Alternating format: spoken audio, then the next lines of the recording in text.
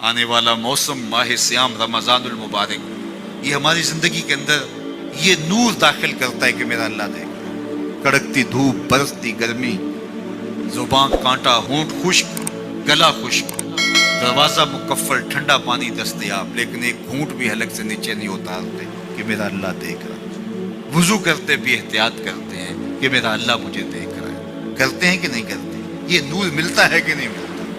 اس کو پھر جذب کر لینا چاہیے تاکہ یہ زندگی میں چھا جائے، کیونکہ جو رمضان میں دیکھتا ہے وہ غیر رمضان میں بھی دیکھتا ہے۔ اور پھر پانی نہیں پیتے کہ اللہ دیکھ رہا ہے، کھانا نہیں کھاتے اللہ دیکھ رہا ہے، لیکن جب آنکھ بھٹکتی ہے تو اس وقت اللہ نہیں دیکھتا، جب خیال بہکتا ہے تو اس وقت اللہ نہیں دیکھتا۔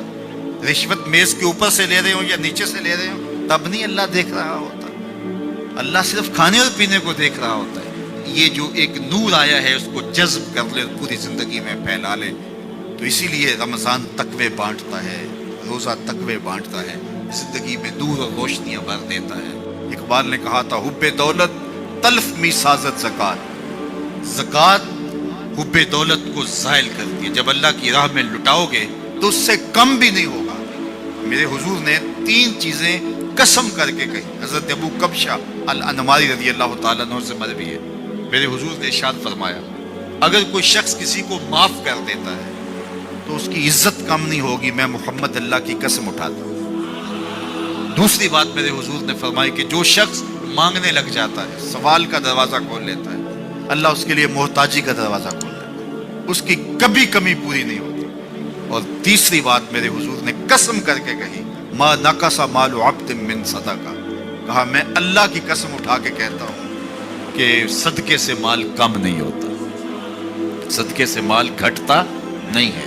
تو ایک تو مال بھی نہیں گھٹے گا، یہ ضمانت کس کی ہے؟ میری نہیں ہے، یہ رسول اللہ کی ضمانت ہے۔ ایک تو مال بھی کم نہیں ہوگا، اور دوسرا یہ ہے کہ حب دولت ختم ہوگی۔ حب دولت تلف می سازت زکات، یہ ماہ سیام آ رہا ہے تو زکات سے حب دولت کو کم کیجئے، بلکہ صدقات دیجئے، نفلی صدقات کیجئے، غرباء کی مدد کیجئے، مساکین کی مدد کیجئے، اپنے غریب محتاج رشتہ داروں پہ غور کیجئے، ان کی مدد کیجئے، اپنی ہمسائیگی میں دیکھیے، پردے سے مدد کیجئے، ان کی عزت نفس بھی مجروح نہ ہو۔ یہ جو نمائش لگا کے 10 اخباروں میں چھپوا کے لوگوں کی مدد کرتے ہیں، اس سے گریز کیجئے۔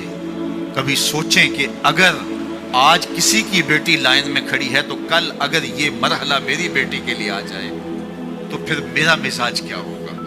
تو عزت نفس کا خیال رکھیے، لوگوں کی غربت کا تماشا نہ اڑائیے، اور لوگوں کی جو ہے وہ محتاجی کو اپنی تسکین کا ذریعہ نہ بنائیے۔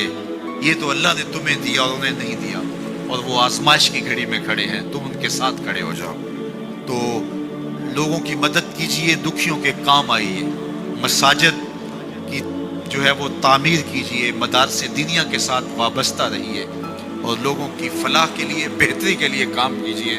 اللہ نے آپ کو دیا ہے، یہ مال یہاں رہ جانا ہے۔ میرے حضور نے فرمایا ابن آدم کہتا ہے میرا مال میرا مال، اس کا مال وہ ہے جو اس نے کھایا یا پہنا اور پرانا کر دیا یا آگے بھیج دیا، باقی اس کا نہیں ہے، وہ وارثوں کا ہے۔ مرتے ہی ورثہ بن جائے گا، مرتے ہی ترکہ بن جائے گا۔ کفن بھی میلا نہیں ہونے دیں گے کہ بعض اولادیں تو بانٹ لیتی۔ اللہ اکبر، وہ گھر جو ان کے لیے بنایا تھا، ایک رات بھی تجھے اس گھر میں رکھنے کے لیے تیار نہیں ہو۔ آج تیرا نام چھن گیا، آج کوئی یہ نہیں کہتا کہ پیچھے اس امام کے اور حاضر اس چودھری صاحب کے، حاضر اس میت کے۔ آج تو ڈیڈ باڈی بن گیا، آج تو میت بن گیا۔ آج خان صاحب، ملک صاحب، چودھری صاحب، پیر صاحب، مفتی صاحب، تیرے سارے ٹائٹل چھین لیے گئے۔ آج پیچھے اس امام کے اور دعا واسطے حاضر اس میت کے، آج تو میت بن گیا۔ آج تیرا لباس بھی پھاڑ کے اتارا ہے، آج تیرے انگوٹھے باندھ دیے گئے ہیں، ناک میں روئی ٹھونس دی گئی ہے۔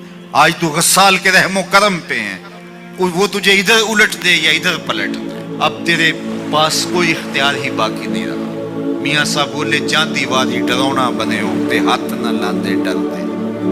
آج اولاد بھی دور ہے، پوتے اور پوتیاں بھی ڈرتی ہیں، جان دیواری ڈرونا بنے ہو تے ہاتھ نہ لاندے ڈر دے، جنہ لئی تو बाप कमाए आज कितने नहीं तेरे घर, आज सारे चले गए।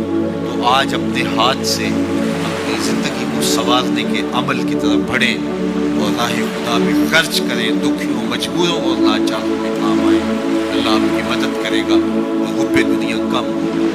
अल्लाह ताला जल्ला शानहू ने सूरह आदियात में पहली 5 आयत में कसमें की, फिर 3 आयत में जो है वो हज़रत इंसान की वो कमियां कोताहियां जिनकी बुनियाद पर बाकी गुनाह सज़द होते हैं उनको बयान किया, और उसके बाद फिर इलाज भी कुरान ने बताया और किस कदर उसको चोट लगाई।